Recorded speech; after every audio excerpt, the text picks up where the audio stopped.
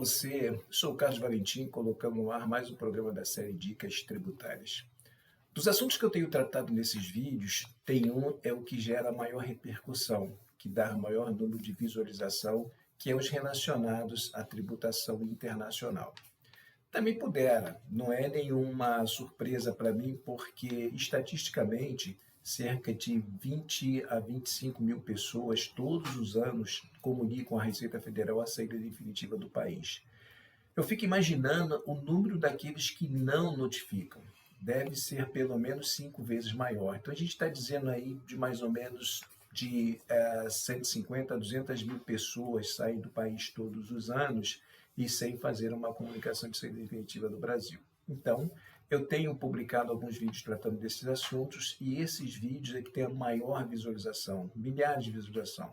Parece que a galera não se interessa muito pelo que acontece dentro do Brasil, embora eu acho que também deveriam se interessar, porque, afinal de contas, a tributação ela não tem nenhum tipo de vocação geográfica, ela atinge a todo mundo, em qualquer lugar, basta você ter um rendimento e esse rendimento seja sujeito à Receita Federal. Então, no programa de hoje, eu resolvi selecionar 4 questões das que elas têm sido muito colocadas para mim.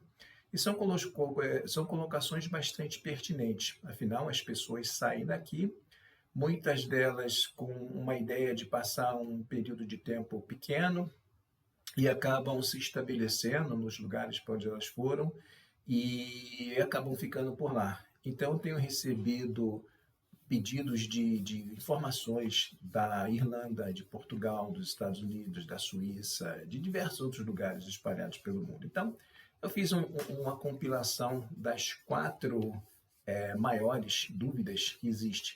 A primeira delas é o seguinte: bom, eu saí do Brasil, fui morar fora, comecei a ganhar um dinheirinho e eu quero comprar alguma coisa no Brasil. Se eu fizer comunicação de saída definitiva do Brasil, eu posso comprar um imóvel no Brasil, por exemplo? Posso.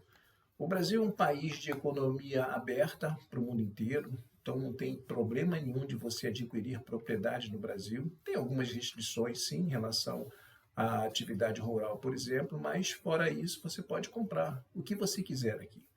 Lembre-se, quando você faz a comunicação de saída definitiva do país, o seu CPF não é cancelado, ele só muda de status, de residente para não residente. Então você pode sim, tranquilamente comprar. Você vai ter que se representar aqui por um procurador, mas problema nenhum, você pode adquirir o que você quiser aqui. Você pode até ser dono de uma empresa aqui, enfim, não tem nenhuma restrição legal em relação a isso. Uma segunda pergunta que também é sempre feita com uma certa frequência é a seguinte: se eu declarar, eu vou poder continuar também investindo no Brasil? Sim, eu posso continuar investindo no Brasil. O Banco Central tem um programa que eu já tratei disso no passado, que é um programa intitulado Morando no Exterior e Investindo no Brasil, que você pode ter uma conta corrente aqui no Brasil, específica para não residente, e através dela você fazer as suas aplicações financeiras. E na sequência vem uma outra pergunta também interessante. Bom, e se eu voltar ao Brasil? Eu posso continuar mantendo o meu status fiscal de residente no exterior? Ou seja, eu fiz a comunicação de saída definitiva do Brasil, fiquei lá alguns anos, mas aí resolvi voltar para o meu país. Hoje a gente tem uma solução de trabalho, que é a forma híbrida, que eu posso trabalhar em qualquer lugar do mundo, dependendo da minha atividade. Então eu posso voltar para o Brasil e continuar trabalhando para a empresa que eu tenho lá fora. Eu conheço muita gente que mora aqui, mora no Brasil e trabalha para uma empresa no exterior, são chamados nômades digitais. Então, eu posso continuar com a minha situação fiscal no país que eu estava? Sim, eu posso, não tem nenhum problema em relação a isso. Existe até algumas situações que você até vai ficar obrigado a manter esse status. Por exemplo, se você vai para os Estados Unidos, se você se regulariza lá, você pega o seu green card, você pega uma autorização de trabalho, você está absolutamente legal. Quando você deixa os Estados Unidos, você tem que informar ao IRS, que é o fisco americano, que você está deixando o país. E o IRS vai fazer uma avaliação. Se você estiver indo para um país que tem uma tributação menor do que nos Estados Unidos, que tem uma tributação benéfica, e se eles identificarem que o seu motivo de mudar de residência fiscal, isso, eles te negam. Você continua sendo um contribuinte americano.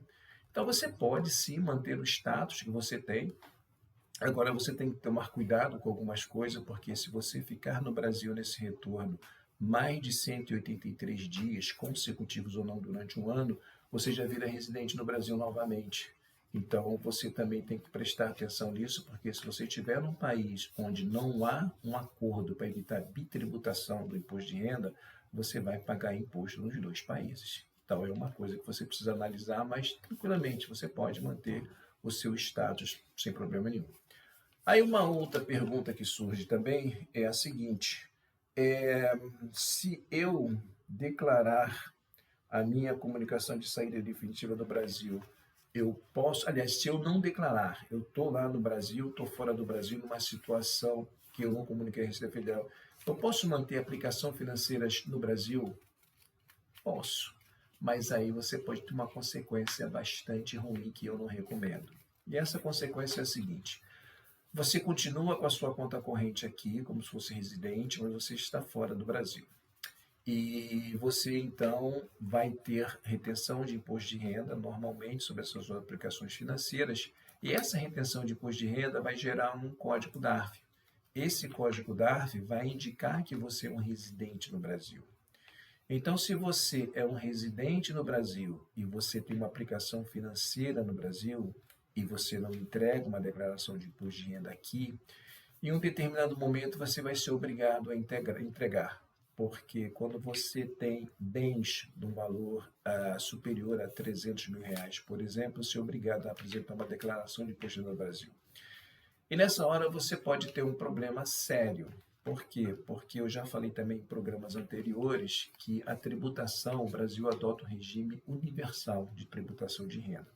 Significa dizer que onde você estiver ganhando dinheiro, se você é um contribuinte brasileiro, você tem que pagar imposto de renda no Brasil. Então, se você saiu do país, não entregou uma comunicação de saída definitiva, você continua como residente no Brasil para fins fiscais, você passa a ter a obrigação de informar todos os valores que você recebeu no exterior e tributar no Brasil. Além disso, o patrimônio que você acumula no exterior, se ele for superior a $1 milhão, todo ano você tem que apresentar também uma declaração ao Banco Central do Brasil, que é uma declaração de capitais brasileiros no exterior. Então você é obrigado a também fazer isso, e esse tipo de declaração ela tem multas bastante pesadas no caso de você não fazer essa comunicação. Então, assim, você pode, mas eu não recomendo que você faça. Eu acho que se você está fora do Brasil e você não fez uma comunicação de saída definitiva, eu acho que você deve primeiro fazer a comunicação de saída definitiva, encerrar seu relacionamento com os bancos aqui, com as aplicações financeiras que você tiver, e fazer tudo de novo, agora como não residente. Assim você não tem risco nenhum. Uma última pergunta que eu anotei aqui, que é o seguinte: